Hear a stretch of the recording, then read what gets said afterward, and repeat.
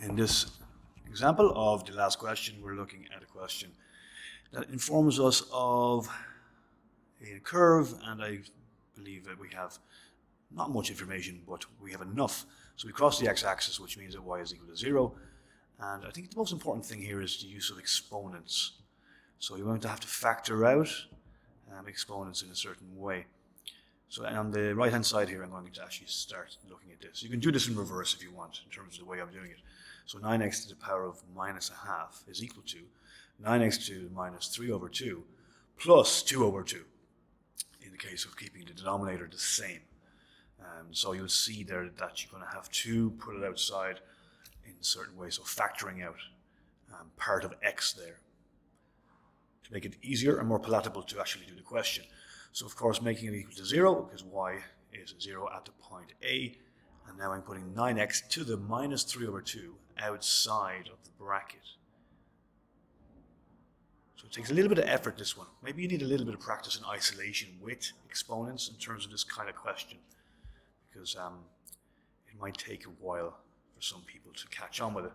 So just practice a few questions with there, and also of course having done or looked over this, you will have a solid example. Next question, part B, find the equation of the tangent. Okay, so we're looking at the derivative.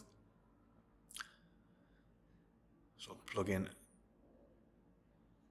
that now. So minus a half out front to the x, and minus 1 is minus 3 over 2. And do the same for the second term there, so we make sure that's done as well.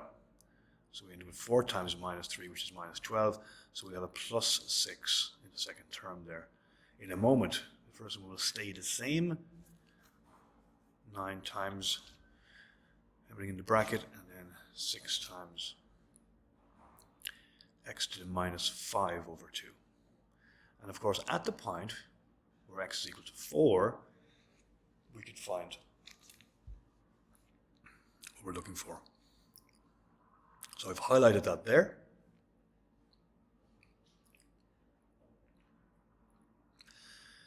And of course, use your calculator to do those parts.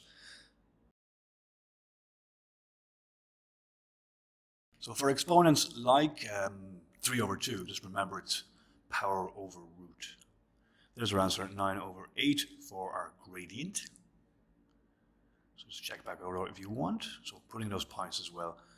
0, 4, is that right? I think I meant to put in 4 is x and 0 is y. And so we'll plug that in. So y minus 4 is equal to 9 over 8 bracket x minus 0. Sorry, minus 4. I'm doing it all backwards in my brain here. Y is equal to 9 over 8x, and then minus 9 over 8 times minus 4 is minus 36 over 8. And that is how you do that. So we're most of the way now. We've got part C, which will ask us for the x-coordinate of the max. So the maximum point is where your derivative, your derived function, dy over dx is equal to 0. On the right-hand side, I'll just write the second derivative as well. Whether we need it or not, we'll see. So using the max or min, if it's less than 0 or greater than 0, that would make it a max or a min. In that particular case, we may not even need that bit, actually. So dy over dx equals 0, so make our function equal to 0.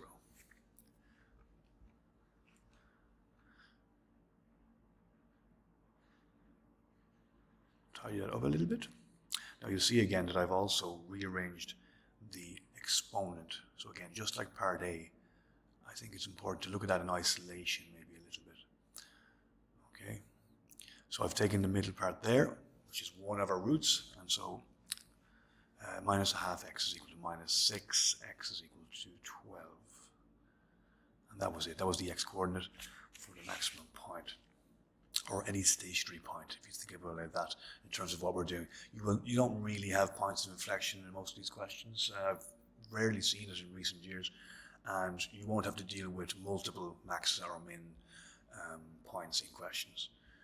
So that keeps it simplified a little bit. Last question here, find the area, which means we're using integration. So we're integrating that there. That's our original function. It's bounded by the x-axis and the line where x is equal to 9. So we'll be plugging in our boundaries or limits for that. So simplify that up, you divide 1 by a half, you'll have 2, so 2x to the power of a half, and then 4 or minus 4 divided by minus a half is plus 8. And of course our limits, as I said, from b to a are 9 and 4, so you now may input those parts in. So 9 is x, and also separately 4 is x for that function. And once you've done that, that should be your answer. So a nice, solid, constant, nice, easy integer. The answer is 6 units squared. So looking back over that, if you want, you can pause and reflect on certain aspects. But I would say for this particular question, look over exponents and how you'd factor them out. You can use your calculator, of course, as well. And that was the last question from February-March 2021, Series 2.